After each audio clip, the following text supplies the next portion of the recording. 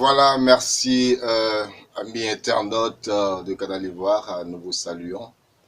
Merci pour vos commentaires, vos réactions qui nous donnent de l'inspiration, qui nous donnent toujours de la matière. Alors, depuis quelques jours, nous avons publié la cérémonie d'ouverture du complexe sportif d'Ebempe. Le samedi dernier, le complexe a été ouvert et vous avez eu l'information dans l'une de nos publications, dans nos publications passées, où nous avons fait véritablement un élément intégral sur le déroulement même de la cérémonie tout entière. Nous voulons véritablement nous prononcer par rapport à un aspect de cette cérémonie.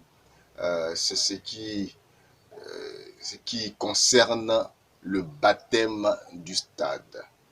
Voilà, vous le savez déjà, le stade olympique d'Ebempe à Niama a été baptisé le samedi 3 octobre 2020, le stade olympique Alassane Ouattara d'Ebempe à Niama. C'est l'information qu'a donnée le ministre des Sports que nous avons bien pu relayer pour vous.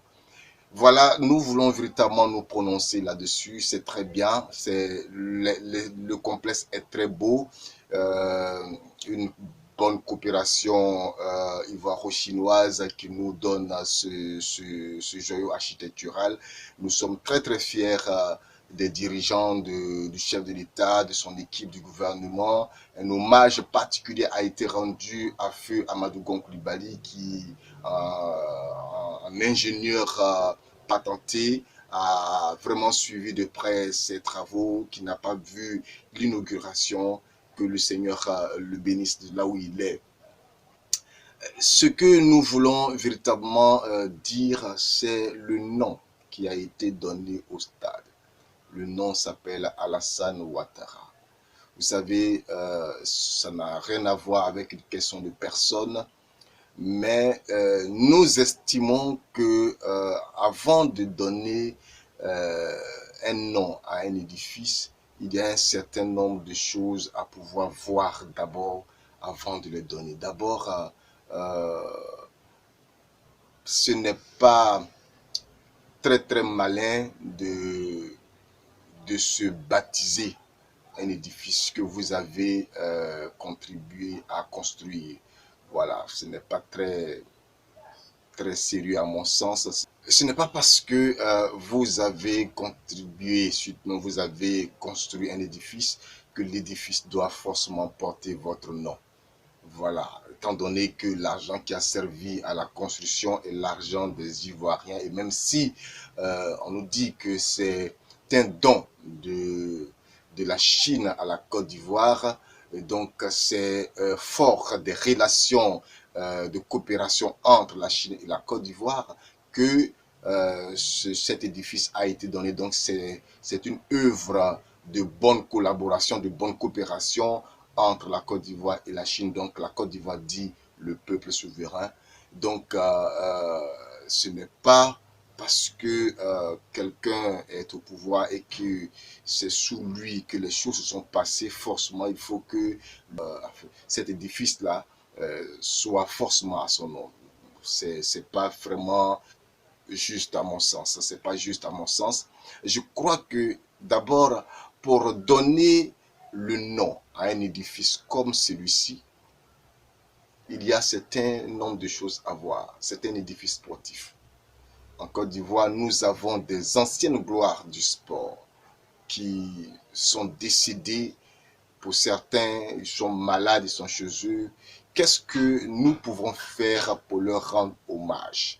Vous voyez, dans le football, parce que ce stade est un stade sur lequel on pratiquera, et le football que le sport roi en Côte d'Ivoire, on pratiquera le rugby, on pratiquera l'athlétisme, ces trois sports. Et dans ces trois disciplines, nous avons des noms à qui on devait rendre hommage en donnant leur nom à cet édifice. Le football ivoirien a un nom.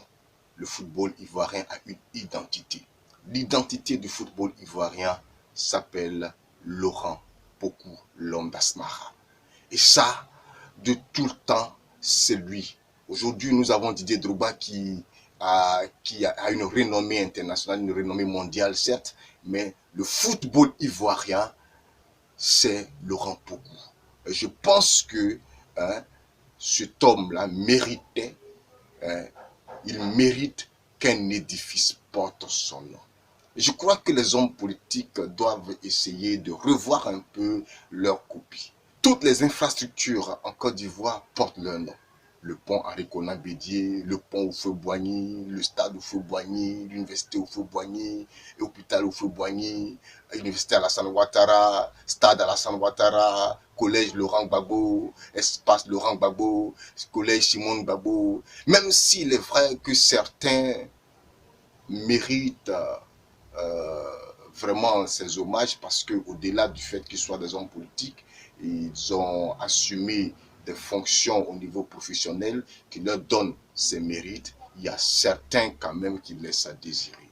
Il y a certains qui laissent à désirer. Voilà, même si nous reconnaissons que le président Alassane Ouattara est un grand sportif, mais je pense que pour cet édifice-là, le président Alassane Ouattara aurait eu l'humilité de dire à ses collaborateurs, c'est vrai, vous voulez m'honorer, je suis d'accord, je vous remercie pour l'honneur que vous me faites, mais pensons à une ancienne gloire pour donner le nom de cet édifice à cette ancienne gloire. Ce n'est pas, ça serait véritablement très beau que ce stade puisse porter véritablement le nom, par exemple, de Gabriel Thiakou, qui porte le nom de Max Brito. Vous voyez cet athlète du rugby, parce que ce stade va servir au rugby. Donc, Max Brito, qui a défendu les couleurs de la Côte d'Ivoire en Afrique du Sud, qui a été grièvement blessé, il a eu un vertèbre cassé, il est paralysé à vie. Vous voyez, ce jeune homme-là, on pourrait, je ne sais même pas s'il est encore jeune homme, parce que ça s'est passé, je crois, en 97, 87, 97, il est blessé, et aujourd'hui, il est paralysé. Ça, c'est quelque chose que l'État de Côte d'Ivoire, sur lequel on doit réfléchir peut-être pour lui rendre hommage, donner son nom à un édifice. Vous voyez, le stade pouvait aussi être appelé le stade Laurent Pogou. C'était véritablement beau et c'était véritablement bien réfléchi, bien pensé de rendre hommage à une ancienne gloire. Voilà, les hommes politiques, sincèrement, nous savons que vous faites beaucoup de sacrifices pour la vie de la nation, vous faites beaucoup de choses pour la Côte d'Ivoire, mais pensez à ceux qui font lever haut le drapeau ivoirien dans le ciel étranger, voilà, aux différentes compétitions pour leur rendre hommage. C'est véritablement important. Autre chose, moi je m'interroge sur l'opportunité véritablement de donner son nom aux édifices. Qu'est-ce que ça apporte? À part le culte de personnalité, qu'est-ce que ça apporte? Quand on donne le nom d'un édifice qu'on a réalisé par quelqu'un d'autre, c'est beaucoup plus classique et plus beau que de construire un édifice et se l'approprier. Ça, je pense que l'humilité veut que on dise que cette œuvre, certes, nous n'avons été que des pauvres serviteurs, mais c'est un hommage à toute la nation. Et donc, pour rendre hommage à la nation, on donne le nom à quelqu'un qui s'est battu pour que cette discipline puisse triompher.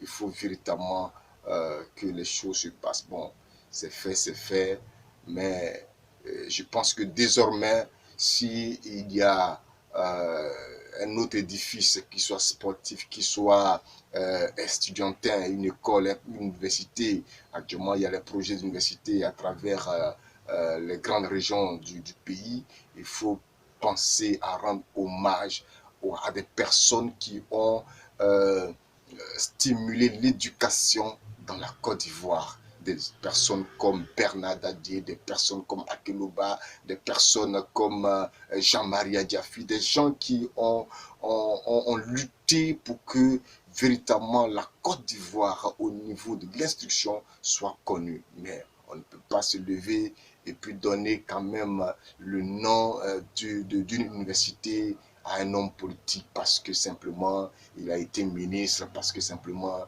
il a été président, il a été... Non. Nous ne sommes pas contre le fait que le stade porte le nom Alassane Ouattara. C'est mérité. Alassane Ouattara est un grand sportif.